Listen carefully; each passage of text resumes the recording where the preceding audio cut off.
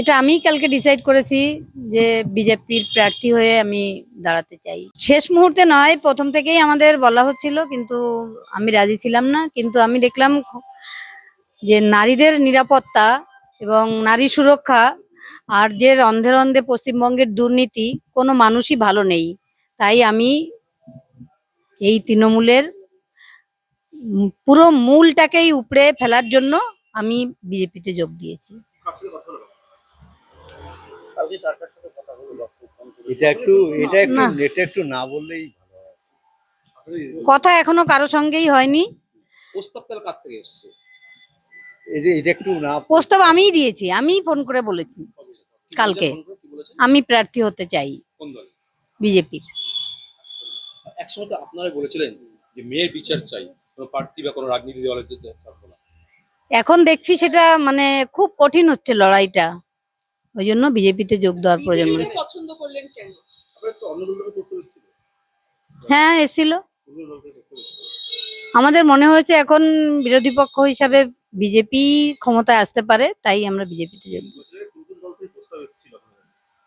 ওটা সব দল থেকেই এসেছিল, সব সব। যেখানে একসময় আপনি বলেছিলেন প্রধানমন্ত্রীর সাথে দেখা করতে পারেননি, স্বরাষ্ট্রমন্ত্রীর সাথে দেখা করতে পারেননি, সেই দলেরই প্রার্থী হিসেবে আপনি রাজি হলেন কেন?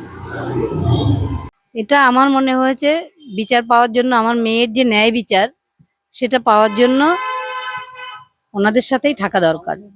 আপনি সিবিআই এর উপরে তো ক্ষোভ উঠেছিলেন একসময়। হ্যাঁ, সিবিআই কোনো কাজ করেনি, সেটা এখনো আমার আছে, সিবিআই কাজ করেনি। সিবিআই সীমা পাউজা একসময় বলেছিলেন তো কেন্দ্র রাজ্য আঘাত রয়েছে, যার ফলে আজকে আপনার মেয়ের বিচার ব্যবস্থা এখন পর্যন্ত ঠিক হয়নি, আপনি একসময় নিজে বলেছিলেন।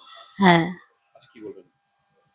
সিবিআই এর যে সীমা পাউজা যিনি আছে, সিবিআই এর যে সীমা পাহুজা বা সিবিআই এর যে ডিরেক্টর, তাদের উপরে আমাদের এখনো ক্ষোভ রয়েছে। তারা ঠিকঠাক তদন্ত করছে না, তাই আমার মেয়ের বিচারটা বিলম্ব হচ্ছে। সেটা জানি না, তবে বিচার আমরা ছিনিয়ে আনার যে লড়াইটা, সেই লড়াইটা আরো জোরদার হবে। সংগঠনের সঙ্গে থাকলেই যেটা হয় আর কি। ক্ষমতা পাওয়ারটা হাতে থাকলে সেটা আর কি জোরদার হবে, সেই জন্যই। ক্ষমতা পাওয়ার জন্য কি বিজেপিতে?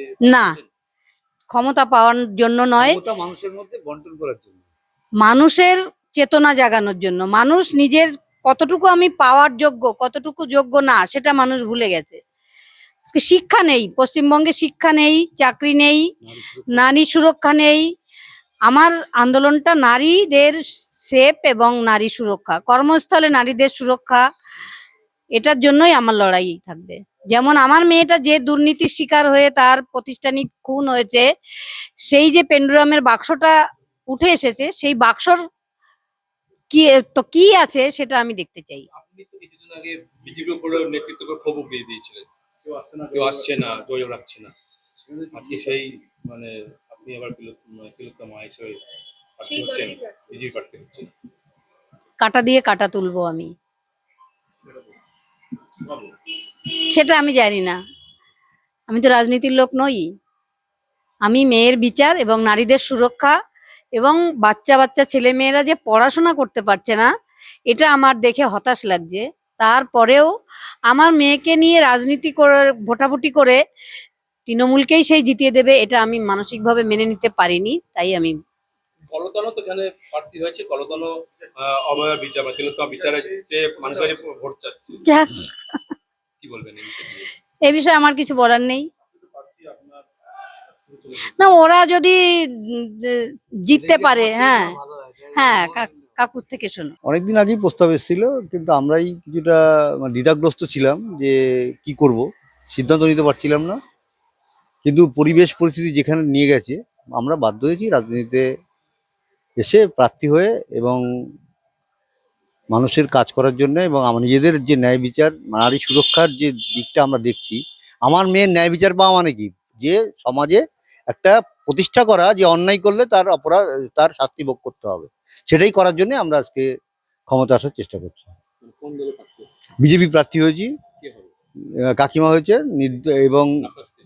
হ্যাঁ, আমার স্ত্রী প্রার্থী হয়েছে। এবং সেটা একটা কি ব্যাপারটা হচ্ছে, বিরোধী দলে এখন যারা শক্তিশালী তারা এই বিজেপি আছে, বাকি যারা আছে তারা এমনই অবস্থা তাদের, মানে সেটা তো অবস্থার এত দুর্বল অবস্থা, তাদের তো কোনো মানে কোনো নির্দিষ্ট কোনো গাইডলাইনও তাদের নেই। তারা কোনো রকমের ক্ষমতা দখল করার একটা পরিকল্পনা তাদের। আমাদের যেমন কলতান এসছে, তখন আমরা বারবার বলেছি যে আমার মেয়ের মৃত্যুর উপর দাঁড়িয়ে রাজনীতি করতে আমরা কাউকে দেব না, কিন্তু তারা সেই জায়গাটাই তুলে ধরার চেষ্টা করছে। তার বিরুদ্ধে বিরোধিতা করতে গিয়েই আমাদের মানে আশা বলো যে আমরা রাজনীতিতে আসতে পারবো। এটা এটা এদের এদের স্বভাব। এদের এই যে বামপন্থী দলগুলো যে আজকে তারা আন্দোলন করেছে বিচারের জন্য, কি করেছে, বিচার যাতে আমরা না পাই সেই কাজটা তারা করেছে। বিচার যাতে আমরা পাই সহজ হয় এবং যে যে বিচারটা আমরা পাই সেই কাজটা তারা করে। এখনো তারা বিরোধিতা করে যাচ্ছে এবং বাধা দিয়ে যাচ্ছে বিচার যাতে আমরা না পাই। এবং রাজ্যের যে অবস্থা, আজ 34 বছর ধরে বামপন্থীরা যে পরিস্থিতিতে রাজ্যকে নিয়ে গেছিল, পরবর্তীকালেও সেই বামপন্থীরাই এই তৃণমূলকে ক্ষমতায় রাখার জন্য ভোট কাটাকাটির অঙ্কে তৃণমূলকে ক্ষমতায় রেখে এই রাজ্যকে সেই দুরবস্থার মধ্যে ঠেলে দিচ্ছে। তাই এটা আমরা প্রতিরোধ করার জন্যই আজকে আমরা নির্বাচনে অংশগ্রহণ করছি। জানি না কে প্রার্থী আছে, আমাদের বিপরীতে কে আছে জানি না, আমরা আমরা আমরা লড়াই করবো। হ্যাঁ, মানে তৃণমূল প্রার্থী তীর্থঙ্কর ঘোষ, হ্যাঁ, সেটা আমাদের জানার কোনো প্রয়োজন নেই কে প্রার্থী আছে। আমরা প্রার্থী আছি এবং আমরা সেখানে ক্ষমতা দখল করব, এটাই আমাদের। গতকাল রাতে কখন প্রস্তাবটা আসলো? প্রস্তাব এসছে অনেকদিন আগে, বললাম তো, গতবার কাকিমা নিজেই জানিয়েছে যে আমরা এটা এটা প্রকাশ্যে না বলাটাই বিজেপি নেতৃত্বকে বলা হয়েছে এবং কি জানিয়েছেন? যে আমরা প্রার্থী হতে চাই। কাকিমা বলেছে আমি প্রার্থী হতে চাই, তারাও সেটা না, কাকিমাইকেই তারা চয়েস করেছে, সেই জন্য কাকিমাকেই প্রার্থী করেছে। সেটা এটা না, এটা দলের আভ্যন্তরীণ ব্যাপার, এটা বেশি আলোচনা না করাই ভালো। কারণ উদ্যোক্ত আমরা তো রাজনীতির অতটা অভিজ্ঞতা নেই, আরো সবার সঙ্গে কথা হোক, তখন আরো বিশ্লেষণ করে এগুলো বলতে পারবো। নারী সুরক্ষা এবং দুর্নীতির বিরুদ্ধে মানুষের কাছে আরো ভালো ভালো খবর দেখতে সাবস্ক্রাইব করুন বাংলা হান্টের ইউটিউব চ্যানেল। বাংলা হান্টের আরো খবর দেখতে নজর রাখুন। বাংলা খবর মানেই বাংলা হান্ট।